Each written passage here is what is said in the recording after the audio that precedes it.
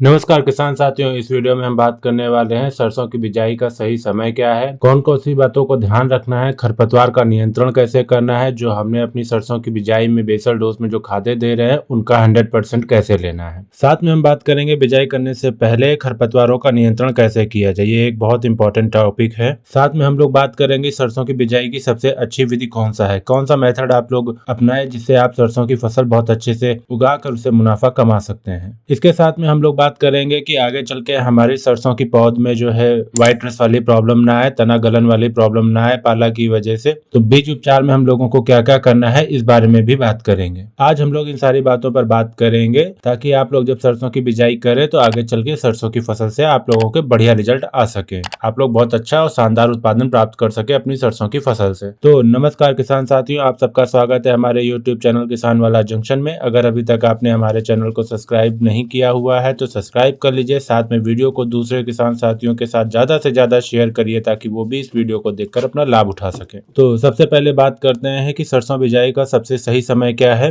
सरसों की बिजाई का जो सही समय होता है वो आपके एरिया के टेम्परेचर के अकॉर्डिंग चलता है। अगर आपके एरिया में 30 से 32 डिग्री का टेम्परेचर आ चुका है तो आप लोग जो है अपनी सरसों की बिजाई कर सकते हैं, ये वैज्ञानिक पद्धति है। वैसे तो जो 5 से लेकर 20 अक्टूबर के बीच में सरसों की बिजाई की जाती है वो बहुत अच्छी होती है, उसमें प्रॉब्लम्स कम आती हैं और सरसों का जर्मिनेशन बहुत अच्छा होता है। उत्तर भारत में जो टेम्परेचर चल रहा है वो 35-36 डिग्री चल रहा होता है इस समय पे जो ये 35-36 डिग्री टेम्परेचर चल रहा होता है तो सरसों की बिजाई के लिए टेम्परेचर अनुकूल नहीं होता है। अगर आप वैज्ञानिक पद्धति के अनुसार करते हैं तो 30 से 32 डिग्री का जब टेम्परेचर आ जाता है तब आप लोगों को सरसों की बिजाई करनी चाहिए। अगर आपके एरिया में जो टेम्परेचर है वो 30 से 32 डिग्री तक का आ चुका है तो आप लोग सरसों की बिजाई इस समय कर सकते हैं। अगर हम लोग डेट के बारे में बात करें तो 5 अक्टूबर से 20 अक्टूबर के बीच में इन 15 दिनों में आप लोग अपनी सरसों की बिजाई कर सकते हैं। अगर आपके इधर का टेम्परेचर 30 से 32 डिग्री का आ चुका है, आप लोग जब इन डेट में सरसों की बिजाई करते हैं तो आप लोगों की सरसों जो होती है अगेती ही मानी जाती है। अगर आप लोग इस समय पे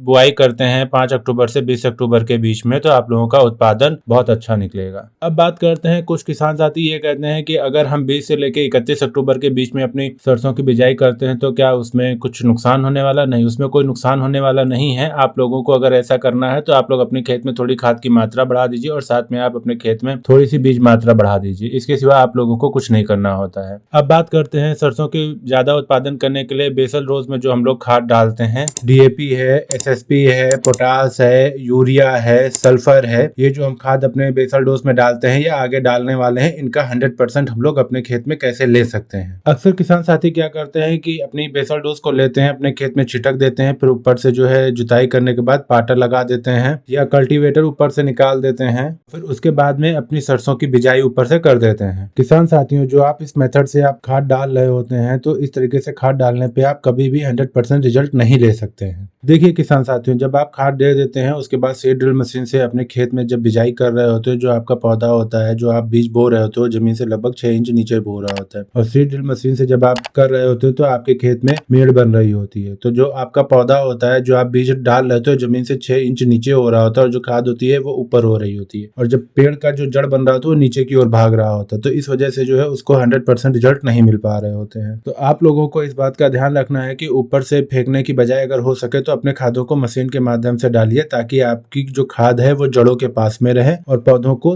सारे तत्व आसानी से मिल सके। अगर आप लोग इस मेथड से अपनी खाद डालते हैं तो जब आपकी पौधे जो है जर्मिनेट हो रहे होंगे तो उनकी जो जड़ें होंगे खादों के पास में होंगे और सारे तत्व उनको बहुत आसानी से मिल सकेंगे और आपकी जो जड़ें हैं वो लगातार नीचे आती रहेंगी। इस तरीके से आप अपनी खाद से 100% रिजल्ट ले सकते हैं। अब इसके बाद बात करते हैं कि खेतों में जो खरपतवार निकल आते हैं इनका नियंत्रण कैसे किया जाए। जैसे बथुआ है, पियाजा है, इस तरीके के बहुत सारे खरपतवार जो है आपको खेतों में निकल आते हैं। फिर क्या होता है, जो आपके सरसों के पौधे होते हैं बहुत पतले पतले हो जाते हैं क्योंकि जो आपने खाद डाल रखी होती है वो ये खरपतवार उनके तत्वों को उपयोग कर रहे होते हैं। तो पौधों को तो जो आपने डाल रखी है, सरसों के पौधे लगा रखे, उनको ये पोषक तत्व मिल ही नहीं रहे होते, तो इनको कंट्रोल करना बहुत ज्यादा आवश्यक होता है। तो किसान साथियों, इस समस्या से निजात पाने के लिए आप लोगों को क्या करना है, आप लोगों को यह है, जब आप लोगों ने अपने खेत में पलेवा कर रखी है और बेसल डोज डालने वाले हैं, जो बेसल डोज है उसके अंदर आपको पेंडामेथिलिन मेथिलीन 1 लीटर पर एकड़ के हिसाब से मिला लेना है। उसके बाद में आप अपने खेतों में जब खाद की बुआई कर दे रहे हो, खाद डाल दे रहे हो, तो उसमें से कुछ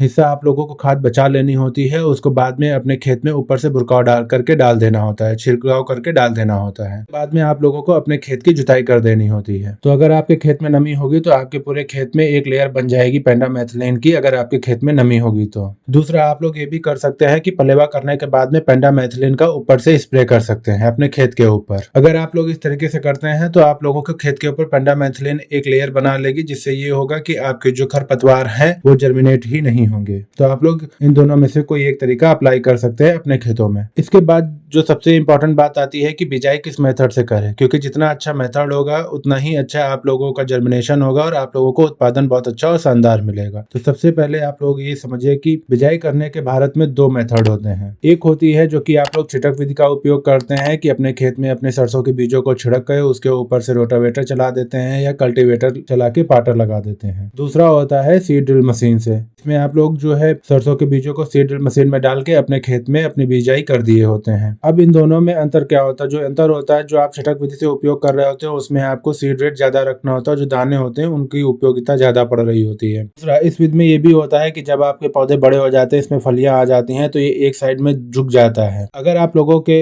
एरिया में उस समय मौसम खराब होता है, आंधी आ गई, तूफान आ गया या बारिश वगैरह जैसा हो गया, तो जो पौधा होता है वो एक तरफ से पूरी तरीके से झुक जाता है। तो इस समस्या से बचने के लिए आप लोग जो है सीड ड्रिल मशीन का उपयोग कर सकते हैं। सीड ड्रिल मशीन का उपयोग करने से एक सबसे बड़ा प्रॉफिट ये होता है कि पौधे से पौधे की जो दूरी होती है वो बराबर होती है, रो से रो की जो दूरी होती है वो बराबर होती है। आपके खेत में प्रॉपर नालियां बनी होती हैं, तो सिंचाई करने के लिए भी ज्यादा कष्ट नहीं होता है, बहुत आराम से आप लोग सिंचाई भी कर ले जाते हैं। आप लोगों को सरसों की बिजाई जो है सीड ड्रिल मशीन से करनी चाहिए। अब इसके बाद बात करते हैं सबसे इंपॉर्टेंट बात। जब हमारे खेत में सरसों लग चुकी होती है और आगे बढ़ गई होती है, पौधे थोड़ी बड़े हो चुके होते हैं, तो इसमें जो व्हाइट रस्ट वाली प्रॉब्लम आती है, तना गलन वाली प्रॉब्लम आती है, इसको कैसे कंट्रोल करें बिजाई करते समय। बिजाई करते समय इनको कंट्रोल अभी कर लिया जाए तो आगे चल के हम लोगों की पौधों को कोई बहुत बड़ा नुकसान नहीं होता है और आप लोग बहुत अच्छा शानदार सरसों की फसल से उत्पादन प्राप्त कर रहे होते हैं। तो किसान साथियों, सबसे पहले आप लोगों को ये करना है कि सरसों की बिजाई अगर आप करने जा रहे हैं तो घर वाला बीज हो या बाजार से लेके आया हुआ बीज हो, आप लोगों को इस बात को जरूर देखना है जो बाजार से लेके आए बीज है वो सीड ट्रीट है या नहीं है। अगर नहीं है तो अपने बीज को सीड ट्रीट जरूर कर लीजिए। अगर घर वाला बीज है तो आप लोगों को हर हाल में अपने सीड को ट्रीट करना ही करना है। सीड ट्रीटमेंट के लिए आप लोगों को 2 तरीके के टेक्निकल चाहिए होते हैं। पहला आप लोगों को चाहिए होता है थाइमेथॉक्सजोन या फिर आप लोग इमेडाक्लोरोपिड गाउचू के नाम से जो आता है वो ले सकते हैं। इसके बहुत शानदार इफेक्ट आपको मिल रहे होते हैं, रिजल्ट मिल रहे होते हैं। फिर बात करते हैं फंजीसाइड की, फफूंदनाशक की। बहुत ज्यादा जरूरी है क्योंकि यही जो है आपके व्हाइट रस्ट को रोकने का कार्य करेगा। फफूंदनाशक में आप लोग ले सकते हैं कार्बेंडिजम जो बाउस्टीन के नाम से आता है, या फिर मैनकोजेब ले लीजिए, थीरम ले लीजिए, या फिर बहुत सी कंपनियों के बहुत एडवांस टेक्निकल्स आ रहे हैं सीड ट्रीटमेंट के लिए, उनको लेके अपने सीड्स को सीड ट्रीट जरूर कर लीजिए। उसके बाद में ही अपने खेतों में अपनी बिजाई कीजिए।